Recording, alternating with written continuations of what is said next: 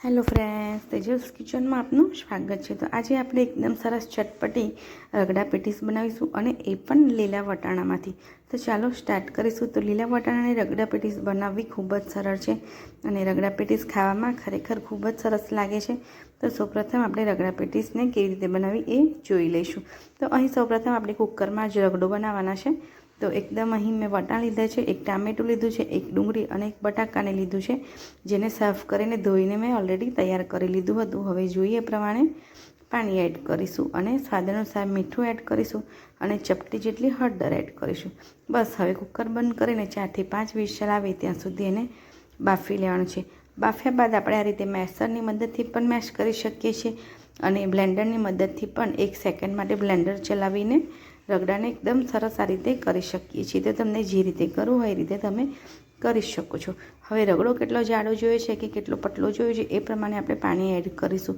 તો અહીં મેં મીડિયમ થીક રગડો રાખ્યો છે, તમે આનાથી પણ પતલો કરી શકો છો। ઠંડો થયા પછી એ થોડો વધારે જાડો પણ થઈ જાય છે। તો રગડા માટે એક તડકો તૈયાર કરીશું। તો અહીં કઢાઈમાં મેં તેલ લીધું છે, તેલમાં જીરું એડ કર્યું છે। જીરું ગોલ્ડન બ્રાઉન થાય એટલે આદુ મરચાંની પેસ્ટ એડ કરી છે અને 1 મિનિટ માટે આપણે પેસ્ટને સરસ રીતે સાંતળી લઈશું, જેથી કરીને રગડાની કચાશ આદુની મરચાંની કચાશ એકદમ સરસ દૂર થઈ જાય। હવે આપણે મસાલા લીધા છે। તો અહીં ગરમ મસાલો, લાલ મરચું પાવડર, હળદર પાવડર અને ધાણા જીરું લીધું છે। તો અડધી ચમચી જેટલું લીધું છે। તો સાથે જ આપણે રગડાનો 1 ચમચો જેટલું એડ કરીશું, જેથી કરીને આપણા મસાલા બળી જાય નહીં। તો બસ એકદમ સરસ 1 મિનિટ માટે સાંતળી લઈ અને આપણે બધો જ રગડો જે રેડી કર્યો હતો એ રગડો હવે એડ કરી લઈશું અને કુકરમાં પણ થોડું પાણી એડ કરી અને આપણે રગડામાં એડ કરી લઈશું। તો બસ હવે આપણો એકદમ સરસ એવો રગડો ઉકળે ત્યાં સુધી આપણે એને ઉકળવા દેવાનો છે। ઉપરથી ધાણા એડ કરીશું, લીંબુ એડ કરીશું અને ગળ પણ ખાતા હોય તો થોડું તમે ખાંડ કે ગોળ પણ એડ કરી શકો છો, પણ અત્યારે મેં અહીં ખાંડ કે ગોળ એડ કર્યું નથી। તો એકદમ સરસ એવો ચટપટો આપણો રગડો બનીને તૈયાર થઈ ગયો છે। તો છે ને એકદમ સુપર ટેસ્ટી। તો બસ હવે રગડાને આપણે સાઈડમાં રાખી દઈશું। અહીં મેં 4 મોટા બટાકા લીધા હતા, જેને આ રીતે મેશ કરી લીધા છે અને ધાણા, આદુની પેસ્ટ, મરચાંની પેસ્ટ, હળદર, ધાણા જીરું પાવડર, ગરમ મસાલો અને લાલ મરચું પાવડર એડ કર્યું છે। તો બધું જ મેં લગભગ અડધી ચમચી જેટલું એડ કર્યું છે।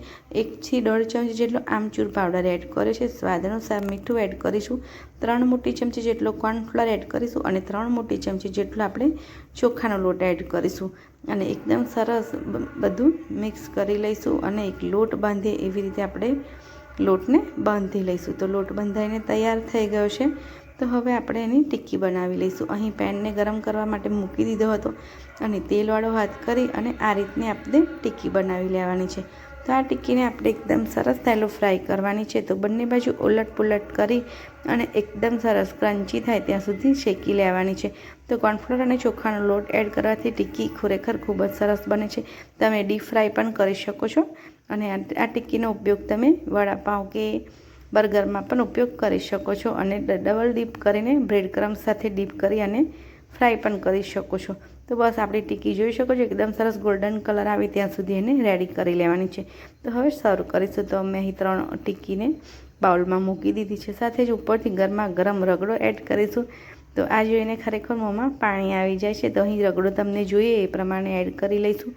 અહીં તમે ગળ્યા દહીંનો ઉપયોગ પણ કરી શકો છો। મેં અહીં ખજૂર આમલીની ચટણી એડ કરી છે, કાંદા પણ ઉપરથી એડ કરી શકો છો અને જે લોકો કાંદા ના ખાતા હોય એ રગડાના અને અહીં જે ઉપરથી એડ કરી એ બધા જ કાંદાનો ઉપયોગ ના કરે તો જૈન બની જાય છે।